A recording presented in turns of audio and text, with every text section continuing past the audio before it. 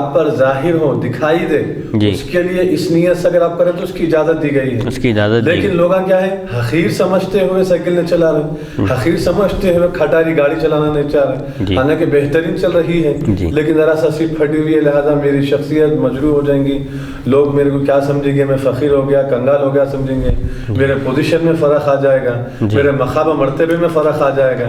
ایسا اگر آپ سمجھ کے جو ہے ایک حلال چیز اور ایک اچھی چیز سے آپ دور ہو جا رہے ہیں اور اس کو استعمال نہیں کر رہے ہیں تو پھر یہ تکبر ہے. جی. حدیث نمبر 2070 باب ما جاء فی حسن الخلق. حدثنا ابن ابی عمر حدثنا سفیان حدثنا عمرو بن دینار عن ابن ابی ملیکۃ عن علی بن المملک عن ام الدرداء عن ابی الدرداء ان النبی صلی اللہ علیہ وسلم قال ما شیء اثقل فی میزان المؤمن یوم القیامۃ من خلق حسن فإن اللہ تعالی یبغض الفاحش البذیء وفی الباب عن عائشہ وابی ہریرہ وانس واسامہ بن شریک ھذا حدیث حسن صحیح. خوش اخلاقی کا بیان. حضرت ابو الدرداء رضی اللہ عنہ سے روایت ہے، نبی اکرم صلی اللہ علیہ وسلم نے ارشاد فرمایا قیامت کے دن مومن کی میزان میں اچھے اخلاق سے زیادہ وزنی کوئی چیز نہیں ہوگی، بے شک اللہ تعالیٰ بے حیا بدگو سے نفرت فرماتا ہے. اس باب میں حضرت عائشہ، ابو ہریرہ، انس اور اسامہ بن شریک رضی اللہ عنہم سے بھی روایت مذکور ہیں. یہ حدیث حسن صحیح ہے. یعنی حسن اخلاق میزان میں جو چیزیں تولی جائیں گی، نامہ اعمال وغیرہ جو تولے جائیں گے، نیکی اور بدی کا جو پلڑا ہوگا، تو نیکی کے پلڑے میں حسن اخلاق سے زیادہ بھاری اور وزنی چیز کوئی نہیں ہوگی. حسن اخلاق کی تعریف کیا ہے؟ حسن اخلاق کی تعریف یہ ہے کہ بھائی کسی سے بھی خوش اخلاقی سے پیش آنا، ہنس کر ملنا، اس سے مسکراتے ہوئے ملاقات کرنا. کوئی آ گیا تو اب نفرت کا اظہار کر رہے ہیں یا بالکل بے رخی اختیار کیے ہوئے ہیں، ارے یہ کیوں آ گیا ہے شخص میرے سے ملاقات کے لیے، بے چینی کا اظہار کر رہے ہیں، اس کے جانے تک بے چین ہیں، ادھر ادھر گھوم رہے ہیں، پھر رہے ہیں. یہ بد اخلاقی ہے. اخلاق کیا ہے؟ اس سے پہلے بھی جیسے گزر چکا کہ بھائی تم اپنے بھائی سے خندہ پیشانی سے پیش آؤ، مسکراتے ہوئے ملنا، یہ بھی اخلاق ہے، یہ بھی نیکی ہے. دین اسلام میں دیکھیے چھوٹی چھوٹی معمولی چیزیں رہتی لیکن اس کا درجہ اتنا بڑا بتایا گیا ہے کہ انسان اگر اس کو اختیار کر لیا تو اس کو نجات مل جاتی ہے. کسی سے خندہ پیشانی سے پیش آنا، اگر کوئی مالدار ہے، اس کے گھر میں کوئی اچھا سالن بنا، پڑوسی کا خیال کر کے تھوڑا اس کے پاس بھیجا دیے، یہ بھی نیکی ہے.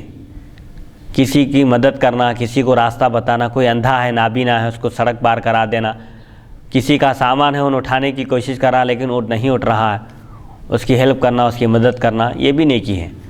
تو حسن اخلاق یہ سب سے بہترین چیز ہے، اور حضور پاک علیہ الصلوۃ والسلام کو حسن اخلاق کی تکمیل کے لیے ہی بھیجا گیا ہے. آپ کے اخلاق پورا کرنے کے لیے بھیجا گیا ہے. آپ تمام عمدہ اخلاق کے مالک تھے، اسی لیے اللہ تعالیٰ نے قرآن پاک میں آپ کے خلق عظیم کی تعریف فرمائی کہ آپ یقیناً خلق عظیم پر فائز ہیں.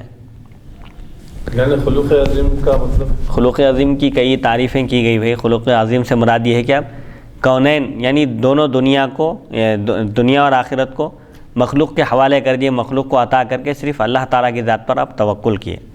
اور ایک تعریف یہ کی گئی کہ حضور پاک علیہ الصلوۃ والسلام کے لیے ہر اچھا کام، ہر نیک کام کرنا آسان تھا. جیسے بعض لوگوں کی عادت ہوتی ہے کام کرنے کی، مشکل نہیں ہوتی. اس میں دیکھیں کوئی ایک نیا کام کر رہے ہیں تو ذرا مشکل ہوتی ہے، بعض چیزوں کی عادت نہیں ہوتی، اس کے لیے بھی انسان کو مشکل ہوتی ہے. لیکن اچھے اخلاق کے آپ کو مالک بنا دیا گیا تھا. یعنی جتنے نیک کام تھے، جتنے نیکی کے اور اچھے کام تھے، وہ سب کے سب آپ کے لیے بالکل آسان کر دیے گئے تھے. آپ کی طبیعت اور فطرت عادت بن گئے تھے وہ نیک کام. سبحان. حدیث نمبر 2071 حدثنا ابو غریب حدثنا قبیصۃ بن لیث عن مطرف عن عطاء عن ام الدرداء عن ابي الدرداء قال سمعت رسول الله صلى الله عليه وسلم يقول ما من شيء يوضع في الميزان اثقل من حسن الخلق وان صاحب حسن الخلق لا يبلغ به درجة صاحب الصوم والصلاة. هذا حديث غريب من هذا الوجه. حضرت ابو الدرداء رضی اللہ عنہ فرماتے ہیں میں نے نبی اکرم صلی اللہ علیہ وسلم کو ارشاد فرماتے سنا جو چیزیں میزان میں رکھی جائیں گی ان میں اچھے اخلاق سب سے زیادہ بھاری ہوں گے. بے شک خوش اخلاق آدمی اچھے اخلاق کے ذریعے روزے دار اور نمازی کا درجہ پا لیتا ہے. یہ حدیث اس سند سے غریب ہے. یعنی میزان میں قیامت کے دن نیکی اور بدی کے پلڑے میں جو چیزیں تولی جائیں گی اس میں سب سے زیادہ بھاری اور وزنی چیز حسن اخلاق ہوں گی. مومن جو حسن اخلاق کا پیکر ہوتا ہے، دوسروں کے ساتھ اچھائی سے پیش آتا ہے اور ظالم کے ساتھ بھی نرمی کرتا ہے، اس کو ظلم سے باز رکھتا ہے، اور اچھے اخلاق کے زمرے میں جو چیزیں آ سکتی ہیں ان سب کو اختیار کرتا ہے، تو قیامت کے دن اس کی نیکی کا پلڑا بھاری رہے گا. اور حسن اخلاق کا پیکر ہے کوئی شخص تو اس کو اللہ تعالیٰ نمازی اور روزے دار کے برابر اجر و ثواب عطا فرماتا ہے. حدیث نمبر 2072 حدثنا ابو بکر بن محمد بن العلائی حدثنا عبداللہ بن ادریس حدثنی ابی عن جدی عن ابی ہریرہ قال سئل رسول اللہ صلی اللہ علیہ وسلم عن اکثر ما يدخل الناس الجنة قال تقوى الله وحسن الخلق وسئل عن اکثر ما يدخل الناس النار قال الفم والفرج. هذا حدیث صحیح غریب.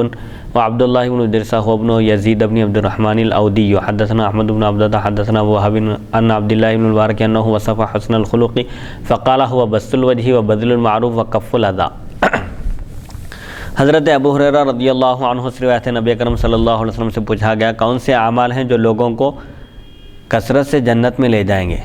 عام طور پر وہ کون سے اعمال ہیں جن کو اختیار کرنے سے بندہ جنت میں داخل ہوتا ہے، اکثر کا خاص طور پر. تو آپ نے فرمایا اللہ تعالیٰ کا خوف اور اچھے اخلاق.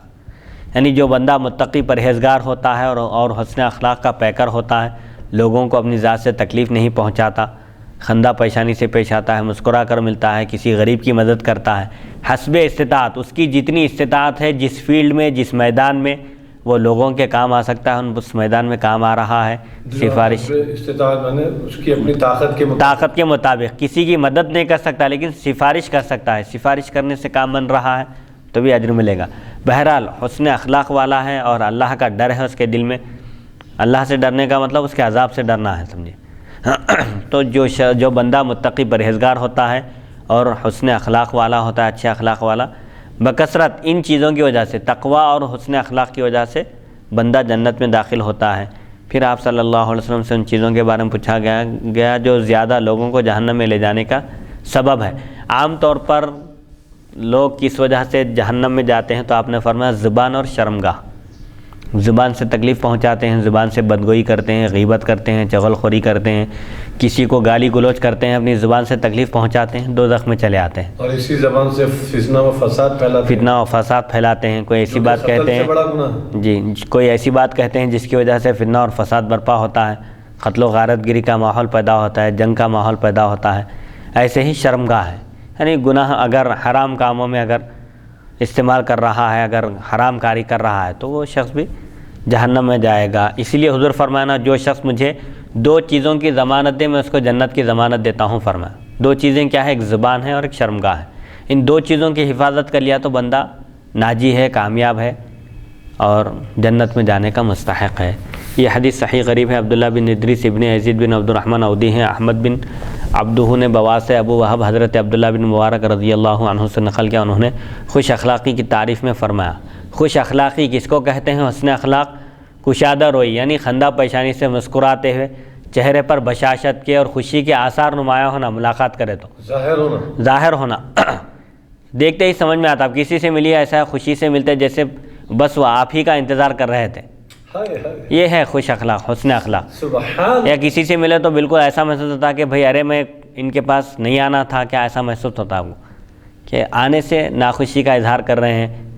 ایسا یہ حسن اخلاق کی تعریف میں فرمایا کہ خندہ پیشانی سے پیش آنا، مسکراتے ہوئے ملنا، خوب بھلائی کرنا، یعنی اس کے ساتھ جو بھلائی کی جا سکتی ہے، اس کی ضیافت ہے یا اس کا اہتمام کرنا ہے، مہمان نوازی کرنا ہے اور تکلیف دور کرنا. ضرورت ہے مدد کی تو پیسوں کے ذریعے بھی مدد کرنا، آپ کی طاقت میں ہے جی، اس کے ذریعے اس کی مدد، یعنی جو جس چیز کا سائل بن کر آیا اس کو اس کے مطابق عطا کرنا.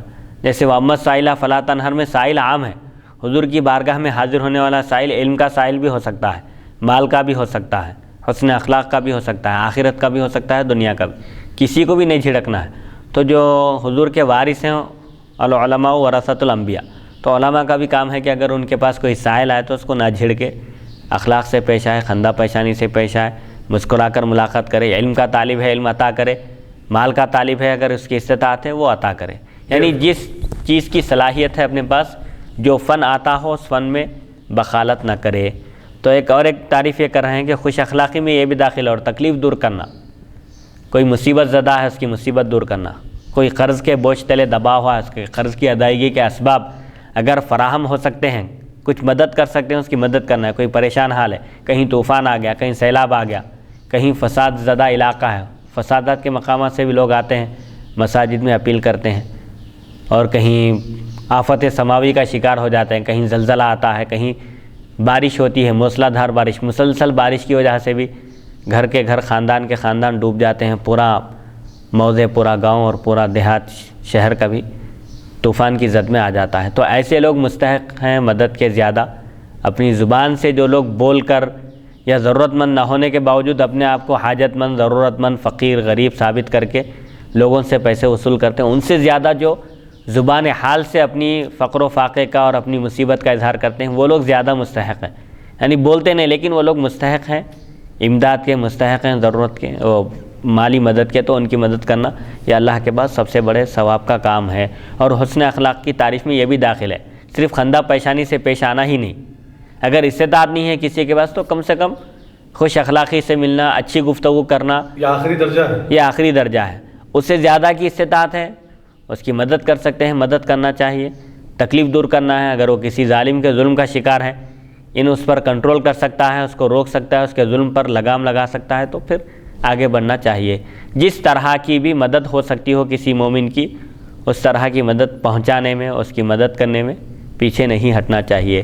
حدیث نمبر 2073 باب ما جاء فی الاحسان والعفو۔ حدثنا بندار واحمد بن نعیم ومحمد بن غیلان قالوا حدثنا ابو احمد عن سفیان عن ابی اسحاق عن ابی الاحوص عن ابیہ قال قلت یا رسول اللہ الرجل امر به فلا یقرنی ولا یضیفنی فیمر بی افاجزیہ قال لا اقرہ قال ورآنی رثثیا فقال هل لك من مال قال قلت من كل المال قد اعطانی اللہ من الابل والغنم قال فلیرى علیک وفي الباب عن عائشة وجابر وابي هريرة هذا حديث حسن صحيح وابو الاحوص اسمه عوف بن مالك بن نضلة الجشمي ومعنى قوله اقره يقول اضفه والقراء الضيافة۔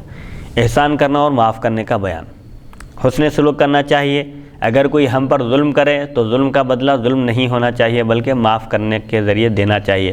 جیسے حضور پاک علیہ الصلوۃ والسلام نے فتح مکہ کے موقع پر جو آپ نے معافی کا اعلان فرمایا تھا وہ آج تاریخ کی کتابوں میں محفوظ ہے، سنہرے حروف سے لکھا ہوا ہے کہ سن 8 ہجری میں مکہ فتح ہوا۔ 8 یا 10,000 کا، غالباً 10,000 کا لشکر تھا۔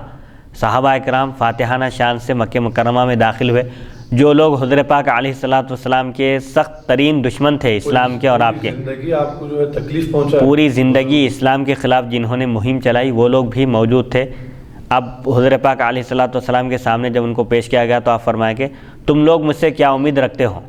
تو لوگ بولے کہ ہم تو آپ کو صادق اور امین پائے اور اچھے اخلاق کے مالک ہم آپ کو پائے ہیں۔ تو حضور فرمائے اذهبوا انتم الطلقاء لا تثریب علیکم اليوم اذهبوا انتم الطلقاء، یعنی آج کے دن